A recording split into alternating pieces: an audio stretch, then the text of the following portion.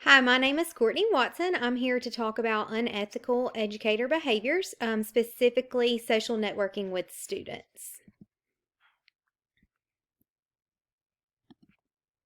So, some of the uses that teachers use social media is professionally, personally, and educationally. Now, not all teachers use them in all three ways, but a lot of educators use their social media networks, whether it be Facebook, Instagram, um, Twitter, all of those things, their email, um, sites that they use with their students in their classroom, like Google Classroom or Schoology. They all use those things educationally. And then obviously, personally, they might use their Facebook, Twitter, Instagram. And then professionally, some of them follow um, educators on Twitter. They follow educators on TikTok. So, a lot of teachers use social media. It's just a part of our world, it's increasing every single day. So, some unethical behaviors that teachers have to be careful with when using social media can be sending friend requests to students using personal accounts. Um, Sometimes they might overshare or overpost on their social media accounts. Sharing students on social media without parental consent that can cause them to some problems there if they don't have parental consent when they're sharing students on social media. Some teachers might share information that infringe on others' rights or religion, sharing or posting information that affects the learning environment or their professionalism or performance of their job. So, all of these things can be considered unethical behaviors using social media with students or social media at all. So, a lot of research suggests that school leaders should make policies or guidelines, and they should be clear guidelines and they should be communicated to teachers. So, some just recommendations for school leaders to balance teachers' First Amendment rights, but also protect students and the learning environment. It's very important that the school leaders keep in mind that teachers do have those First Amendment rights as citizens, but they also have to balance the protection of students and the learning environment, the professionalism of their teachers. Um, they need to have clear policies and guidelines in place. Those guidelines and policies need to be explicitly communicated to the teachers, handwritten and orally. It was even suggested in some of the research that school leaders provide professional development for using social media or social networking in an ethical way. Um, it might also be a good idea for school leaders to explain to teachers that their First Amendment rights. Um, Another piece of research talked about using court cases as examples of unethical behaviors. And from my experience, I know that when teachers hear examples of court cases on ethical issues, unethical issues, or behaviors, it's eye-opening to know that those things happen, and you have to be careful when you're social networking with students, or social networking at all as an educator.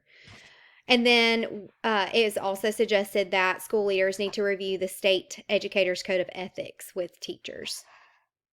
And in that code of ethics, it doesn't necessarily say that you have to be professional on social media, but it does talk about how we need to make sure that we remain professional in any situation as educators.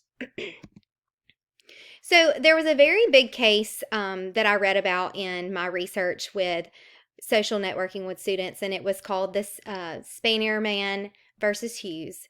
And this English male teacher, had a MySpace account, and his code name was Spider Man. And on that account, he was posting unprofessional photos, having conversation with peers, personal conversations with peers. He was posting about world issues, like poems about other countries that we've been involved, war with, communicating with students and peers. Communicating with students as a peer instead of as their teacher, very personally. So he was expected to delete this account, and he did, but he made a new account doing the same types of unethical behaviors. And not all of the things that are listed that he was doing were considered unethical based on the court. But when his contract was not renewed because he chose to create another account, of course, this case went to the court.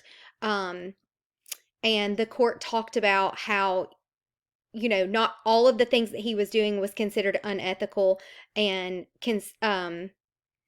would contribute to a non-renewal of a contract. But since some of his speech and interaction with the students interrupted the learning environment, that was concern, and that they did stand by the school district of not renewing his contract.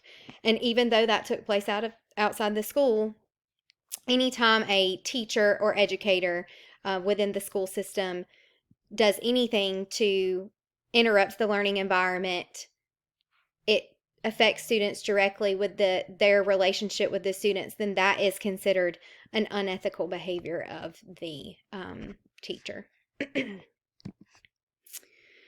So in some of the research, since it's very important for the school leaders to get that balance, the research talked about taking a nexus approach where you're using a framework of questions to kind of ask yourself to evaluate the situation to determine if it's, an unethical behavior of the teacher, because you have to be very careful in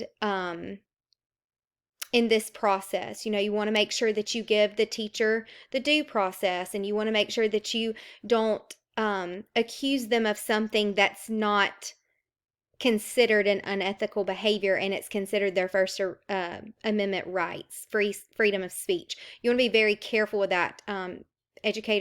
School leaders have to really balance that. So some of the questions in the framework that need to be considered is, was the content directed toward students or school faculty members? Did the members of the community or students gain access to the inappropriate posting? Did the content infringe on the state educator's code of ethics or negatively impact the teacher's performance or ability to carry out those responsibilities? And then also, was the learning environment interrupted, or the relationship between students and teachers negatively impacted? So those are a framework of questions that school leaders could use to, evaluate whether or not the educators' acts were unethical, while still honoring their rights of their First Amendment. So the difference between school leaders and teachers, some things that school leaders need to keep in mind and some things that teachers need to keep in mind. So school leaders are obligated, of course, like we talked about, and responsible for protecting the learning environment, students from inappropriate interactions using social media with teachers. And then also they have to continue that trust and relationship with the community. So if they're not doing their job in protecting the students and the learning environment, they could hinder their relationship with the community.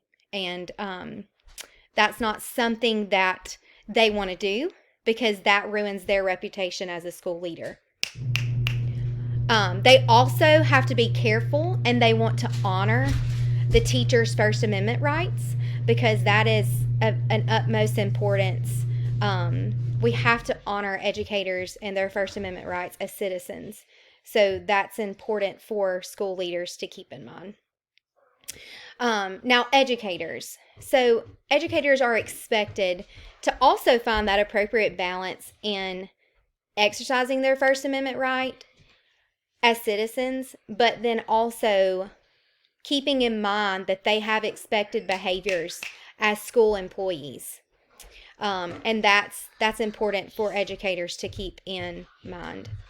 Last but not least, they also need to uphold that professionalism by using caution when posting or interacting with students through social media or communicating it with anyone through social media. They need to make sure that they maintain that professionalism and those boundaries that are set in those policy and guidelines and the state educators code of ethics. It's very important that they remember those things when they are using social media.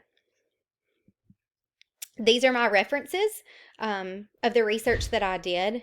Um, Again, this is a growing concern in education. It can be used for such a powerful opportunity for student engagement and promoting things, growing professionally. But teachers have to be very cautious when using social networking, and they have to keep in mind their their rights, but also their behaviors as educators.